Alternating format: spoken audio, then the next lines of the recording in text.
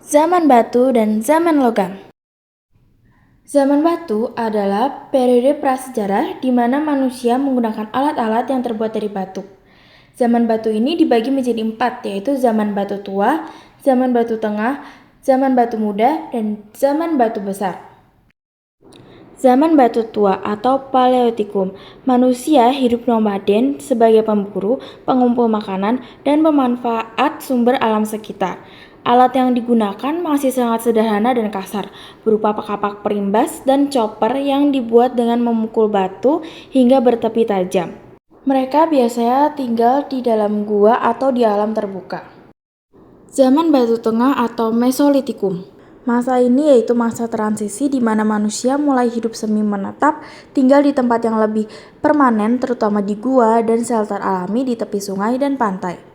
Pada masa ini kehidupan mulai mengarah pada pengumpulan makanan yang lebih teratur, termasuk ikan dan kerang yang banyak ditemukan dalam tumpukan sampah kerang yaitu Kejaukenmodinger.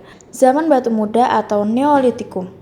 Pada masa ini, manusia mulai berternak dan bercocok tanam, akhirnya menetap secara permanen di satu tempat. Alat batu juga diasah menjadi lebih halus dan berbentuk fungsi khusus, yaitu seperti kapak persegi dan kapak lonjong.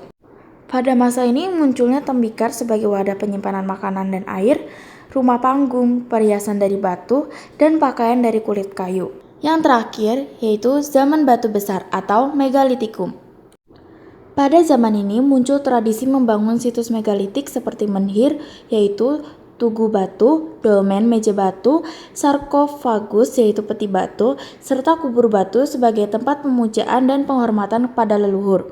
Bentuk kebudayaan ini menunjukkan tingkat kerjasama sosial dan kepercayaan yang semakin berkembang. Struktur batu besar ini banyak ditemukan di Sulawesi, Sumatera, dan Jawa yang menandai kekuatan budaya lokal di praaksara Nusantara. Zaman logam.